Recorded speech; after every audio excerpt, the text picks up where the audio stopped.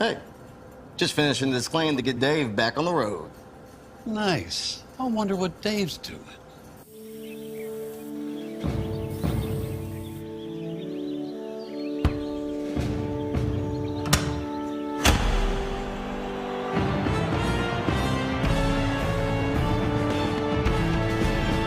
You do your thing. We've got you covered. Hey, is the power off on this? I don't know. Just take it off.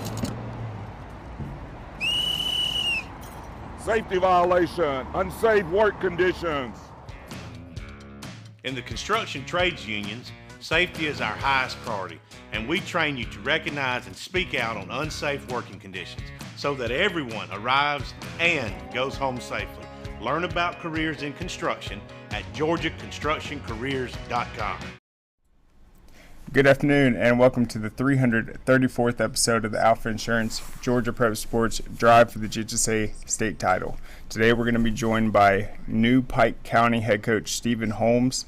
He was at Manchester last season. As you guys know, they came up just short of that state title, had a great game against Bowden, and so I think it's going to be an interesting conversation just leaving Manchester. They have so much talent, but then taking over a Pike County program.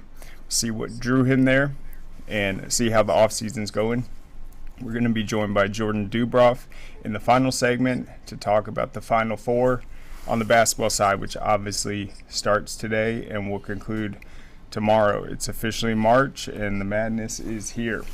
But I want to talk first about baseball rankings. They're out. This is the week 3 edition. They're out. They're on Score Atlanta, but this was the first week, it happened yesterday, where Max Preps put together their own rankings. So we're able to look at the national poll, and Parkview is currently number 4 in the country. They are off to a 5-0 start, had a big win over North Gwinnett in their season opener, haven't slowed down since. You have Stoneman Douglas, number 1, IMG Academy number 2, and then Corona out of California is number 3. Parkview comes in at number 4. And I think that's more than fair right now. Parkview's obviously loaded with talent. Last year they hadn't lost a single game within the state until Lowndes pulled it off in the finals. But Parkview did play IMG Academy last season. And I was like, oh, this is a great test. Got this incredible Parkview team going up against IMG Academy, and IMG Academy actually mercy ruled them. It was like 15-5 in the 4th inning. So that's how good IMG was last year. Parkview nonetheless number 4 in the country, number 1 in our 7A poll. Out of the top 25, there's only one other team from the state of Georgia that is represented in the top 10, and that's Buford. Top 24, and they come in at 24. They started their season with back-to-back wins over South Forsyth, which was a top 10 team at the time, but now they are 3-1. So let's pull up our poll. So yeah, just 2 Georgia teams in the national top 25, both in Gwinnett County. So currently our 7-day poll, we got Parkview number 1, Lowndes number 2, the defending state champs, and then Buford number 3. I think that's completely fair. Lowndes has 1 loss, but it was against Houston County, and they split. Then you got North Gwinnett at number 4. They haven't lost since that season opening loss to Parkview. Marietta cracked the poll this week. I had to give them credit. They're 7-0. They've played a tough schedule. They were a team that in most polls was around the 10 or 12 mark after last season, but this 7-0 start's been really impressive and had to reward them for that. Got Walton at number 6. They played an incredible schedule so far. I think they're 4-3. They've had some quality top 10 wins. And then you got Cherokee, Harrison, Decula, and then another team that debuted this week was Milton. And then Milton has had So plenty of big wins also. And if you look at Parkview's latest wins, they're all over ranked opponents. The North Gwinnett win, Marist, and then Lassiter. And then that improved them to 3-0. And then they demolished Hoover and then Oxford, Alabama this past weekend. All right, down in Class 6A, Houston County returned to number 1. They lost their season opener to Lowndes, and then they haven't lost since, and they beat Lowndes. So they wiped the slate clean right there. Etowah's at number 2. You got Marist at 3. Pope at 3, Marist at 4, and then Evans moved up to 5, River Ridge 6, Lassiter 7, Tift County 8, Roswell 9, Blessed Trinity 10. There were some teams that got... Yeah, Etowah moved down to number 2. And if you remember, Etowah was undefeated, but they lost their first game against Cartersville last week 1-0. So that's why Houston County jumped Etowah. Cartersville, they're still number 1 in 5A. They're undefeated. You got Jenkins debuting in the 5A poll. They're 6-0. They come in at number 10. I moved Union Grove up to number 5 after improving to 5-0. And then Franklin County jumped up to number 2 in Class 5A. And let's look at 4A real quick. North Oconee, which when they won their first state title, they only lost 1 game the entire season. It was that one that got rained out and shortened. They repeated last year, but then this year they started 0-3. But they've won all 3 games since over quality opponents, and they are, I think their latest wins, it probably outscored in those 3 games. It was like 35-4, so they're just back on track. I still have them ranked very high in Class 4A, but you have undefeated Stars Mill, undefeated LaGrange, and undefeated Cherokee Bluff slightly ahead of them. North Hall debuted this week, coming in at number 6, and then Perry, 7-1 start. They cracked the top 10 this week at number 8. In Class 3A, Harlem so far has been just the strongest top team in any classification. They just keep winning. They went into the playoffs last year with just 1 loss, won the first ever state title. I got North Cobb Christian at the top in 2A, slightly above Mount Perrin. Cook jumped up to number 3 this week after a blazing start.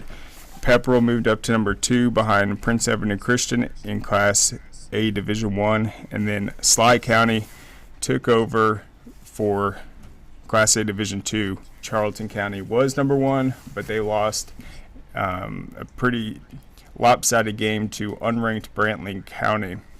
And if you remember, we had Jeff Cannon on the show on Wednesday, and he said that he was going to go to their baseball game. They were 1-4 before knocking off the top team in Charlton County. So another week there weren't quite as many changes at the top of the polls, but still a lot of movement. Spent quite a lot of time on it yesterday, so be sure to check that out, scoreatl.com. All right, so some of the matchups we're going to talk about that I have articles that I think are important to point out are in 5A with the Kell Longhorns. They won their first ever state title last season. They're going to play Winterboro, and then if they win that one, that's going to be tonight at 7 o'clock. They will advance to the state championship, where they will play either a rematch of Eagles Landing or they will face Maynard Jackson. Kell's team is still loaded this season. I think the biggest question mark obviously was no Peyton Marshall, their big guy. He was the 7-foot junior on last year's team. He left to play, believe it, an all-star school. He'll probably be in the NBA soon enough, but this is their quarterfinal breakdown, and this was the win this past Tuesday. They played Tuesday instead of Wednesday. They won the 2 boys games. All right, so Kell took another step closer to a possible second straight Class 5A state title. They won 60-46 over Dutchtown. Kell hit 6 3-pointers to run out to a 24-11 lead at the end of the first quarter. So that is definitely something to watch for. Just coming out, knocking down 6 threes in the first quarter. And then Dutchtown was able to close the gap later on in the quarter with a 19-10 run. But Kell was never seriously threatened in the game. The win advanced Kell to the state semis, its 4th trip to the Final Four in 5 years. Very impressive. And now it will face Winterboro. That's at University of West Georgia. They've won 26 straight games, and they will try to reach the state finals for the 3rd time in the last 4 years. This is what Coach Jermaine Seller said. It's really just a blessing. The guys started out rough the first part of the year, and I kind of figured out our identity to get to this point. Sorry, we're trying to figure out our identity. We're just trying to take it one game at a time, just try to finish strong, and just try to get those last 2 wins. And I talked about the absence of Peyton Marshall, but you got to give all the credit to C.J. Brown this season. He has put a lot of weight on his shoulders, and every time you see Kell over the course of this win streak, he has been just consistent, has been exceptional, and he dropped 26 points in that win over Dutchtown, scoring nearly half their points.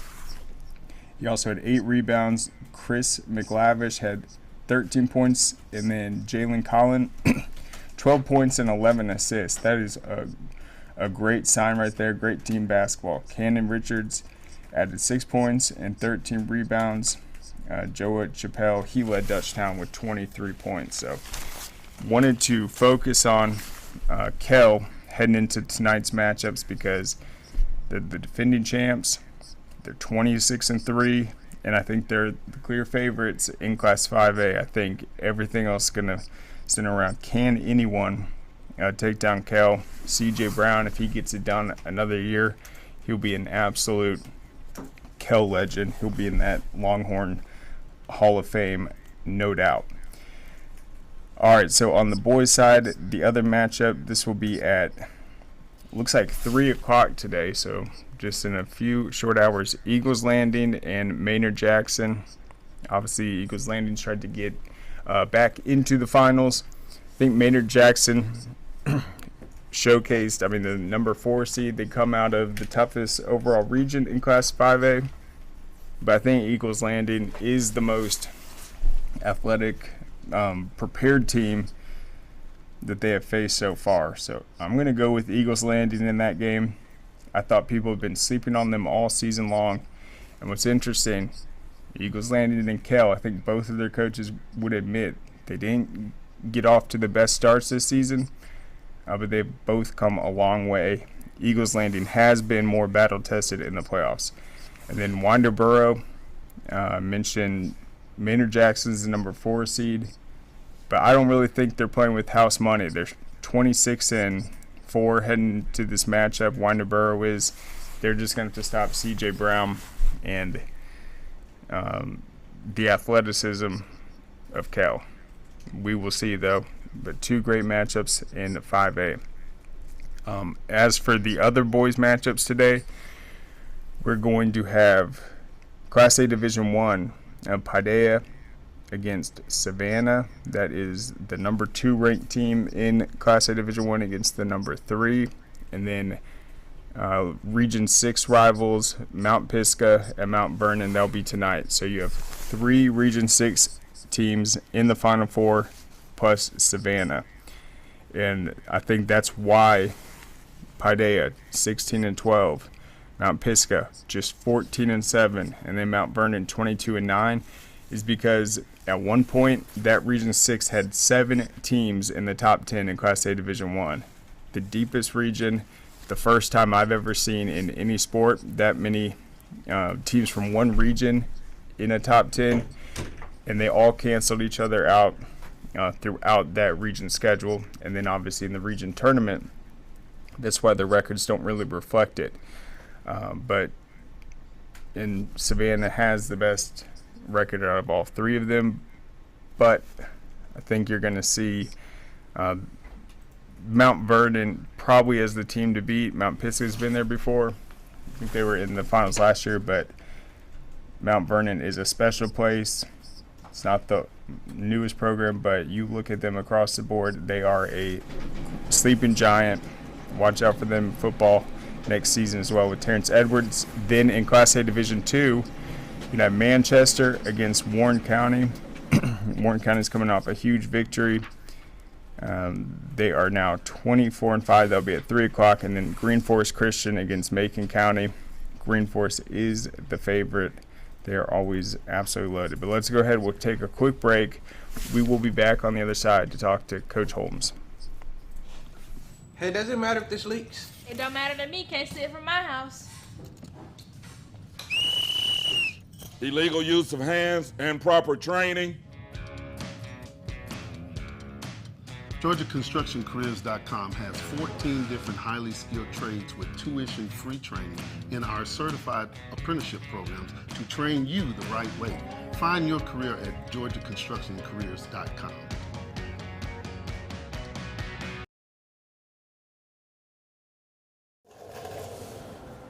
What you doing? Hey, just finishing this claim to get Dave back on the road. Nice. I wonder what Dave's doing.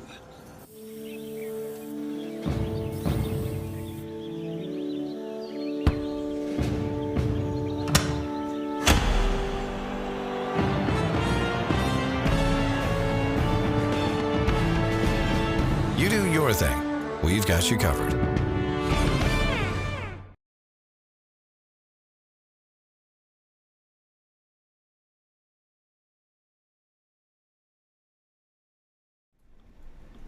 All right, welcome back. So before we get connected with Coach Holmes, this was an interesting decision. We mentioned how close Manchester was to winning the state title. They came 2 points shy of it. They had a great season, and they actually beat Bowden earlier in the regular season. So it was a tremendous effort. You're playing a common opponent. They were, I don't think you can come much closer to getting it done. And then they obviously return a ton of talent. Got Justice Terry, one of the biggest defensive linemen I've ever seen at the high school level. But he's going to take the Pike County job. And that is another program that is going to be in a ridiculously tough schedule. And they are pretty far away from each other. So I know that's probably been on Coach Holmes' radar, but we'll just find out what attracted him to the Pirates and what the expectations are coming off an 0-10 season. So a big dramatic difference. Do we have Coach Holmes? Okay, so yeah, that's something you don't see many coaches do, and we've been focusing a lot on these coaching changes. We've had them all on pretty much. We had Cambridge's new coach this week alone. We added 2 more with Brantley County, but this is the only one I can think of. And yeah, we also had Osborne's former coach, Harrison's new coach, but going from a state finalist to an 0-10 program. Very interesting. How big of an impact will he be able to make? And then I think the test you would look at is what was he able to do at Manchester. And he took them from a 4-win team in 2020. And then this was his first ever head coaching job, 2021, when he took over. Went from a 4-win team to a quarterfinal appearance, a second-round appearance, and then the finals last season. So a tremendous job. All right, let's see what he says. All right, he says he's trying to get on him right now. You see him?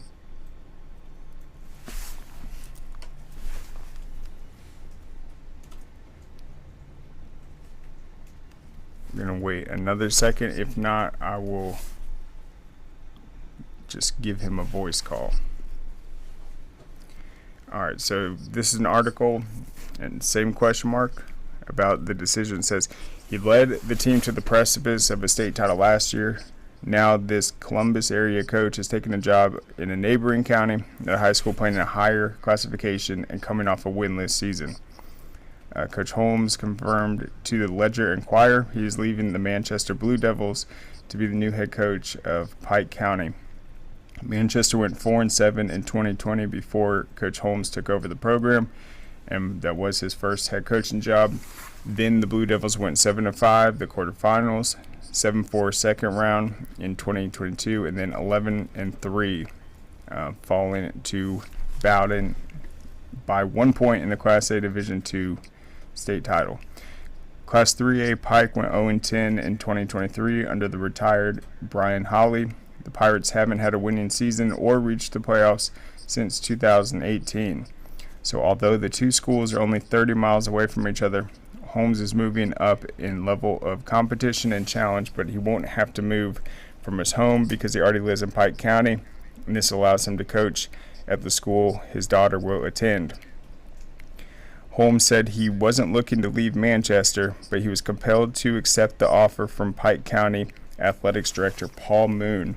There's new administrative leadership in Pike County that wants football and athletics to be successful, to go hand in hand with the great academic environment they already have in place. This is what Coach Holmes said. I live there, my church is there, my family is there in Pike County. Holmes gushed praise for his time at Manchester. We poured a lot of time and energy into Manchester, and I was not looking to leave. There was nothing that made me want to leave. That's a great place to work, a great community.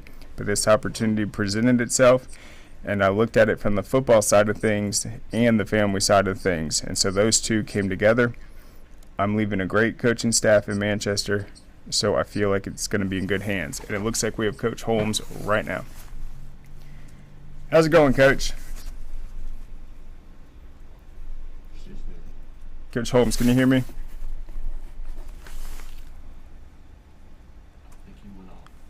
One sec, guys.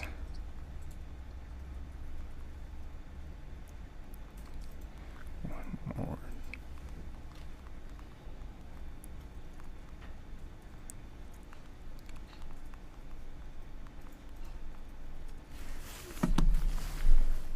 All right, so big jump in classification, but we're going to have to learn a little bit more about this administrative mission at Pike County and why, in order to build not just football, but build the athletics up across the board, they feel like it is the utmost importance to get a phenomenal head football coach.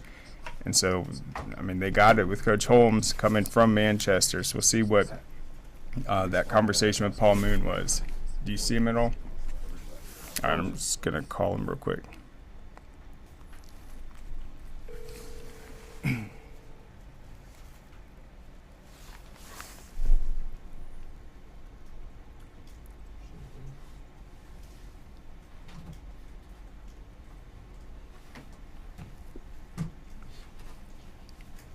One sec.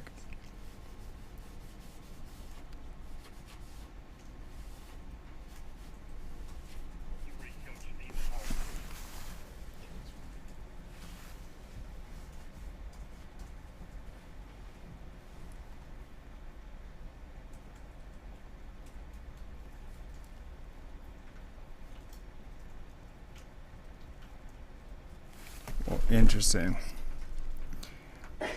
All right, let's look a little more about what he said. Maybe he'll try to get back on. All right, we poured a lot of time and energy into Manchester. I was not looking to leave. He's talking about how it will be in good hands. So obviously, when those rankings come out next year, with all the talent at Manchester, they're going to be right back in that conversation. Manchester announced on its Facebook page that assistant coach DeMonte Prather will be the interim head coach. The school also posted the following statement about Holmes, although it didn't say where he was going. And I think this became official January 29th, so just about a month ago. We would like to extend our gratitude to Coach Holmes for his dedication and hard work.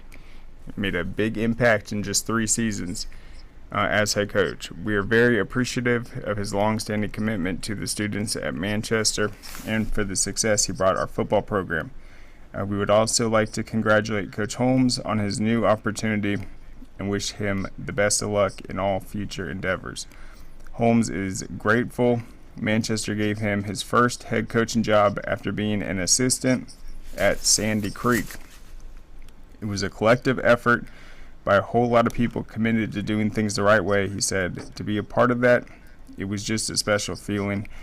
I'll have a lot of great memories when the time comes to look back. Part of him feels like he's leaving some unfinished business, being so close to a state championship with Manchester.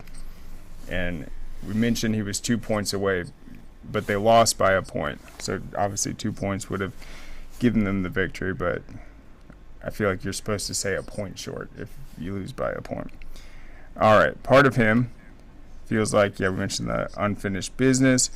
Absolutely, that's the tough part. You're leaving people you built a strong relationship with, people you were in the fight and fire with. Now, however, he wants to lead Pike County to such a competitive level. There's a big hunger in the community to be successful, he said. And there's a big investment being made facility-wise and all the things you need, the support in order to be successful. Holmes' last day at Manchester was February 1st, and his first day at Pike County was February 2nd. Moon told the Ledger-Inquirer that Holmes, who was an assistant coach at Pike County from 2015 to 2017, was selected out of nearly 40 applicants. Coach Holmes is a community guy, Moon said. He's lived here. A lot of people in the community know him and hold him in high regard already. That obviously made a big difference because we're looking for someone to build the program. So he already had roots here, and obviously the success he's had speaks for itself. The way he runs a program and focuses on the kids is important, not just the stars, but he cares about everyone on his team. That's important to us because we're building men, not just football players.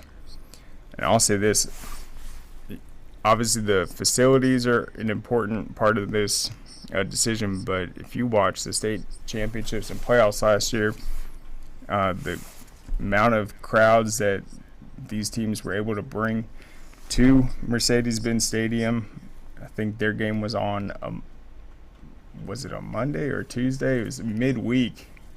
And so I think that's another benefit. You have a team like Pike County, hasn't made the playoffs in several seasons. I think he's going to get the community support. They'll have much bigger crowds. And it's going to be an important thing to watch as well as they try to get back into the playoffs. All right, Moon also likes the plan Holmes has presented to build the program. He has a strategy to make strong bonds from rec football down to the middle school and high school level. It looks like we have him right now. Hey, Coach, can you hear me? Perfect. Do you mind just coming on? We'll do audio. Let's put you on speaker. Awesome. Thank you. All right. All right, so we got Coach Holmes here now. Coach, I was just going over the article. I found out you did have a previous year spent at Pike County. So how difficult was this decision for you, though, to leave Manchester? It was super difficult. Manchester 3 years ago took a big chance hiring me, gave me a great opportunity.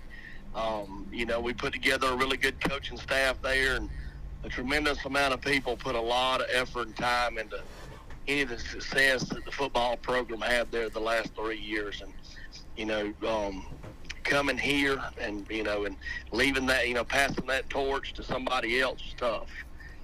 But there were a lot of factors that played into here that were positive. You got to have administrative, leadership and support, and we got that here. And we got great kids, academic environment super. We got a lot of athletic kids. A lot of them were not playing football, over a month ago. So now we got those kids involved with our weight program, and hopefully we'll get those kids involved with our football program. But it was a tremendous, it was a very difficult decision to make and leave. And, and one thing that factored into it was that we had a good coaching staff there, and passing the torch to hopefully one of those guys made it okay, to me. I was good with it because I didn't want to leave everything that everybody had built up just to anybody. But I knew the program would be in good hands, and I knew coming over here, what I'd be, coming to, and the opportunities we have here, were great. Yep, and you talked about the administrator, how it's so important to have a good relationship, but it looks like this is a decision where the administrator is already going to be on good terms because they specifically, according to this, we're stating that in order to have a successful athletic program, they've got to have a coach that's going to come in, have the game plan, have the vision. So what do you think that relationship is going to be like for you, just knowing that the administrators see the importance and value of building up the football program? Tremendous amount. I've been fortunate enough to be around a lot of good people in my coaching career and playing career, and seen a lot of the right ways to do it and the wrong ways to do it. And anything we're going to do here and we're working on now is not anything that I made up. It's just things that I've been around and I know that have been made places successful. The question I had in the interview process was, you win with people, and hiring coaches. We're going to be able to bring the right coaches in here to do it. And they were absolutely on board with that. That was a part of the deal maker, actually. And, being able to hire the right people, because ultimately, our kids only have, days. They don't, time flies by. They don't have, 6-7 years. They have a short window that they have to develop and improve and be a part of our program. And that's every kid, kindergarten through 12th grade. And, the time really flies by. The days are long, but the years are short. So being able to bring the right people in to drive home, our program and get our program rolling immediately, because, we have a tall task in front of us. And that was a deal maker. Yep, and it looks like your first day was, I think, February 2nd at Pike County. So how has this first month been? Do you see things moving rapidly in the right direction? Oh, absolutely. We've had just an outstanding response. We hit the ground day one running. We got all of our kids in the weight room, because right now we're in winter program, and that's a big, important, as important as the season is to the fans. The winter program is the major important step, the first step towards having any kind of success. And we've averaged 65 kids after school every day, all week, for after school weight training and speed improvement and agility and quickness. We have had, 25 other kids that are playing spring sports right now. And, a lot of these kids are new recruits. They didn't play last year or didn't play a lot. And it's just been outstanding. Our baseball coach here, he's super. Our track coaches, our soccer coaches are all super. And being able to go support those guys, too, and get to see our kids that we'll have when they finish those seasons has been great. Our parents have been fully supportive. Our community here has been outstanding. They have stepped up to the plate day one as well.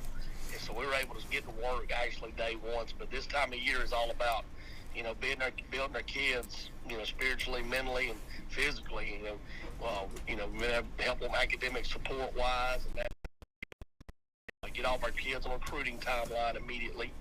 And it's just been outstanding. And then, what's the current roster size number looking like right now, and do you see it maybe growing a little bit before you guys get to the summer? Oh, absolutely. We're recruiting our building extremely hard. We have a lot of kids here. We have a lot of, kids that have, that are, a lot of kids that have the want to. They just needed some direction, and that's what we're providing. We think, right now, project our roster June the 1st to be around 80 kids. We'll have some attrition in there, unfortunately. That's just, that's history tells us that. But we're going to be around 80 kids. It takes numbers to win. It's in today's game, the season is long, and it's mentally tough, physically tough, and it takes numbers to win. It takes numbers to practice. And, we have to build our roster. My job as the head coach is to give our assistant coaches a good team and good environment to coach. And so that we work daily those two things, recruiting, our building, and the weight room, has been our two main priorities daily.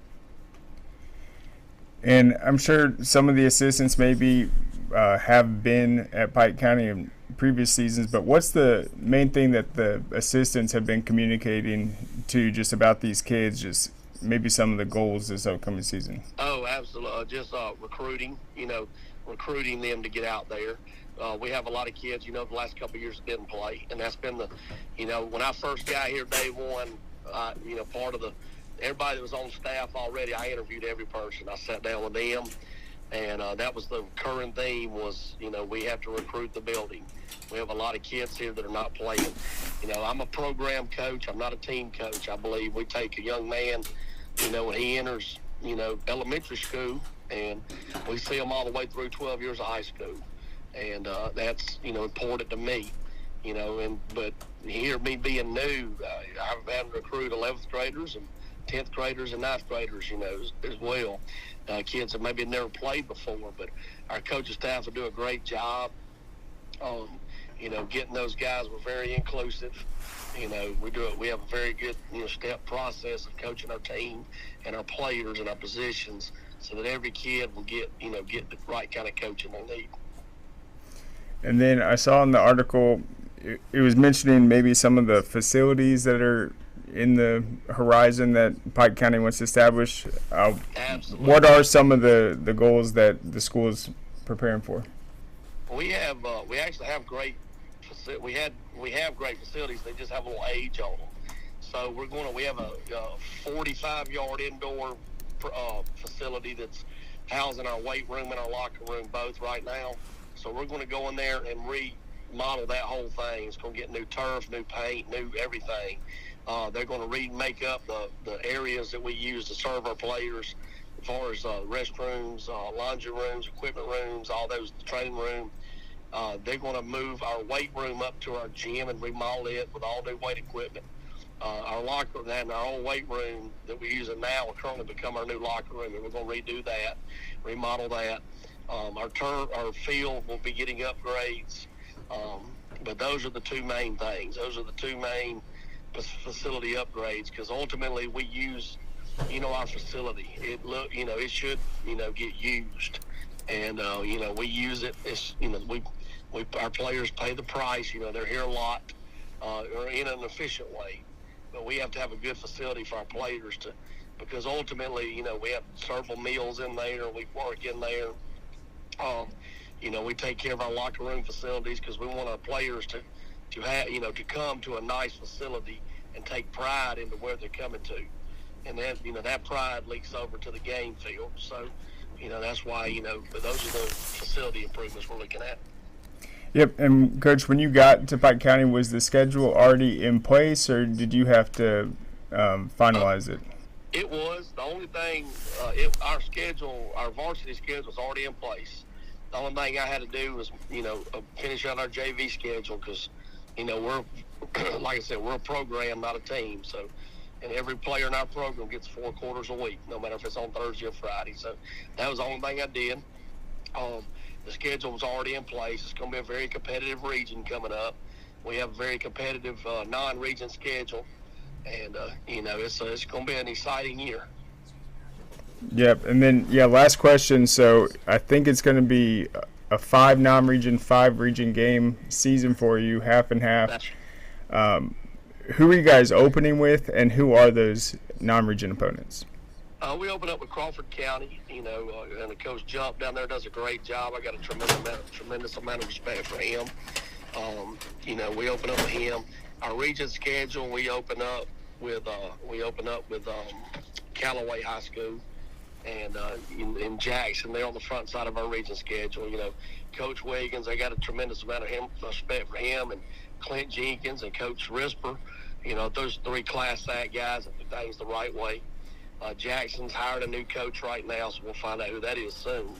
But, the big thing about us is, the coaches, we have to prepare, in our schemes for who we're playing. But our main focus is on us right now and how we can improve and what we need to do to get to spring football practice. And, Then the spring, we need to win that step, and then we need to win summer, So, but it's an exciting schedule, though. We're excited about it, and the opponents were right, but the big focus right now is on ourselves. Absolutely. Well, thank you so much for the time, Coach Holmes. I appreciate it. We're going to be keeping up with the Pirates this offseason, and can't wait to see you guys in 2024. That's awesome. Thank you for your time. You bet. All right. So there goes Coach Holmes. I think we have solved the mystery on why Coach Holmes took the job. He leaves Manchester in a good spot, promotes one of his assistants to take over, so he doesn't feel bad about that. He leaves everything in the right place where they're going to be able to compete, and then he's going to a new school. It's not desperation, but they are very focused on getting the program back into relevancy. Pike County did make the quarterfinals as recent as 2017, had a 9-win season there. They've had, looks like, about 10 playoff appearances in the last 2.5 decades, so they've had a lot of winning seasons, but a 2-8 record in 2022 and then 0-10 last year. That was one of the lowest consecutive win outputs they've had, and they only scored 61 points, gave up 43.9. So there's a lot of work to be done. They did play in a very tough Class 3A region, but I think the only way to go is up at this point. The kids are going to be focused. They bring in a new coach, new energy, new facilities, and Pike County is rock solid across the board athletically. It's just football that's the missing piece. So they're going to have a big challenge ahead, but that's obviously motivating them, and I think Coach Holmes will be a great fit for them. So let's go ahead. We'll take one quick break. We're going to close this thing out with Jordan on the other side. What you doing? Hey, just finishing this claim to get Dave back on the road. Nice. I wonder what Dave's doing.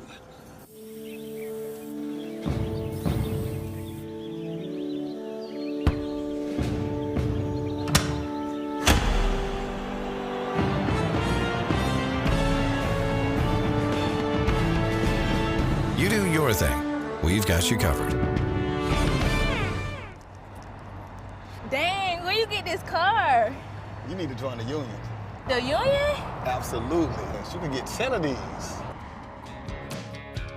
Union construction workers earn the highest wages with the best benefits and the most protection in the construction industry. Find your career in construction. Go to GeorgiaConstructionCareers.com and start your future today.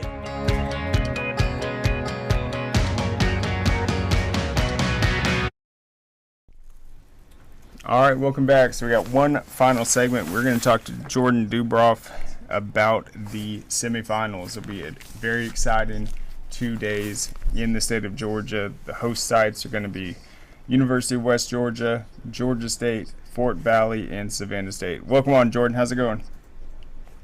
I'm good. How are you guys? We're doing great. So we've been covering some of the matchups, some of the big games, but I just want to ask you, which ones are you looking forward to? I know you spent a lot of time in 5A this year watching Cal, GC, all those schools, but what matchup intrigues you this weekend? In Class 5A, Cartersville and Jackson, Atlanta, and Midtown versus Dalton, with is being played today at West Georgia. Those two games are caught my radar. Midtown has had a phenomenal season for the girls, so I'm excited for that game. Midtown, this will be huge if Midtown can pull in today. No doubt. And I think there's some, on the girls' side, there's some classifications where it's like there's probably a heavy favorite. In Class 4A, I think it's Baldwin. Last year in 7A, Brookwood was the team to beat. They had Dinah Collins They nearly got upset, but I think you're right with 5A. Midtown, they're trying to break through. And then last year, that classification was dominated by Kell. And it looks like there are 4 teams that all can win it in 5A. So that's going to start. Those games are today, correct? Yeah, today. Yep, Maynard Jackson, Cartersville and Jackson Atlanta play at 1 p.m. today. So about to kick off in a couple minutes. Yep. And do you have then a on team the you're picking in that matchup? I want Midtown to win. I would love to beat all tonight. Yep, and they've been very close. I know that had to have been heartbreaking last year when both soccer teams lost in the state finals, but I think it's just going to take a couple of state championships. They're going to be back on track. I want to ask you about a 6A matchup on the girls' side that I think is going to be a heck of a battle, and that is Marist against River Ridge. Marist has Katie Harpering, who's been lighting it up, and they're holding teams to like 30 points. And then you got River Ridge, who looks unstoppable. Does Marist have any chance in that matchup, and do you think they'll be able to slow down the Knights? Marist does has a great chance in that matchup today or this weekend. If they can hold River Ridge to 30 points or less, that would be awesome. Both teams are really good, and it's going to be a great matchup this weekend. River Ridge versus Marist. Great teams, great athletic, great coaches over there too at Marist and River Ridge. Yeah, Marist has that magic. They've got a superstar player, and their defense just relentless. Their last win over Pope, 57-29. River Ridge, they're obviously tough as well. And here's the thing that's so crazy. River Ridge has one senior on their team, and they're looking to win back-to-back state titles. I think that matchup, if you want a good girls game, that one's going to be top tier. Let's talk about the boys' side, though. What classification stands out to you just with these semifinal matchups? In Class 6A, Riverwood versus Jonesboro caught my eye, and Woodward Academy versus Alexandra, and the McEachern Wheeler game in Class 7A. No doubt. And then I think with McEachern, what has been so dangerous about them throughout the playoffs, Ace Bailey, and then they're able to jump out to such quick starts. I think in their would have been quarterfinal win, their team was up like 22-10 on. They played Norcross. I mean, they jump out to such quick leads, and then if you have Ace Bailey going that early, you're in trouble. And the only reason Norcross was able to keep it close, they played better in the second half, but Ace Bailey was in foul trouble the entire game. Hit 3 fouls early in the second quarter, had to go to the bench with 4, and they still couldn't stage a comeback. I think Wheeler is balanced. They have great defense, but they're going to have to really be physical, not dirty, but someone's going to have to get in Ace Bailey's face and not give him a step on that court without someone up in his face. True. And he's prepared Ace for Bailey it. just needs to come out strong tomorrow and lead McEachern to a big win. What do you think McEachern's chances are in that game?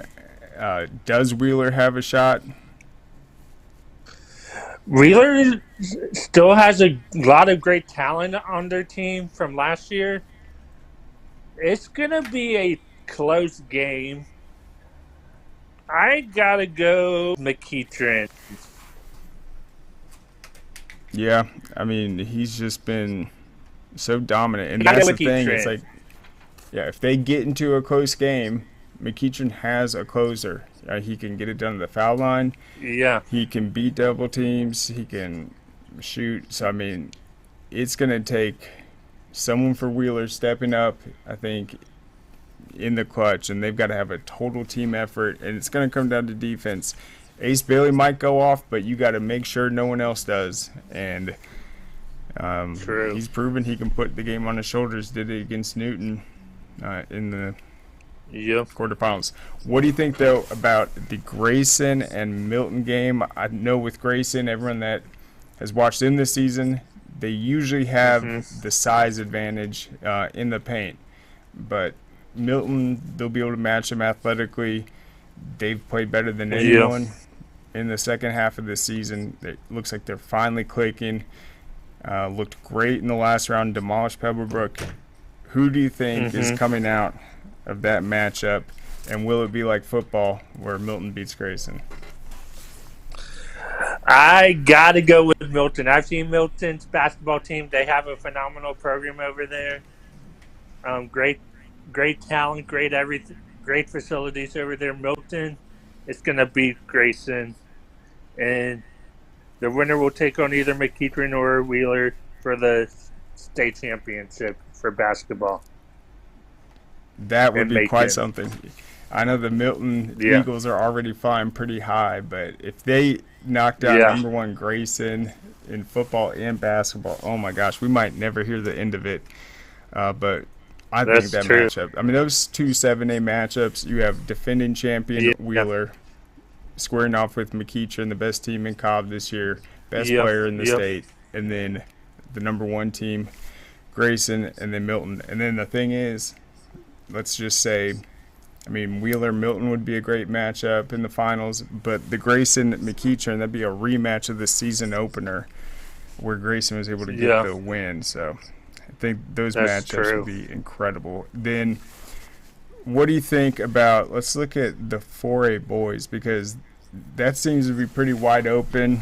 John Morgo was actually at the Pace Academy game when Holy Innocents defeated them. They're going to take on Benedictine, and then it looks like you got Baldwin and North Oconee. So who do you think is going to come out on the boys' side overall? Who do you think is going to take 4A this year?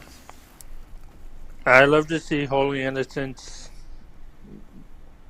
beat Benedictine. Holy Innocents has a great team, great coach, great head coach over there. Holy Innocents just needs to come out really strong in the ball game of the season semifinals. And I think for Holy North Innocents Oconee and Baldwin, I gotta go with North Oconee. Yeah, I think North Oconee has better scores. I like the game plan Baldwin had last round against Westminster. But man, Holy Innocents, they might have the best player left in 4A, but I don't know. I need to see this North Oconee team. If they blow out Baldwin tomorrow, I'm completely sold on them. But if Baldwin is able to draw up a strategy, slow them down, hold them to under 60, I might go with Holy Innocents off pure athleticism. All right, what about, let's see.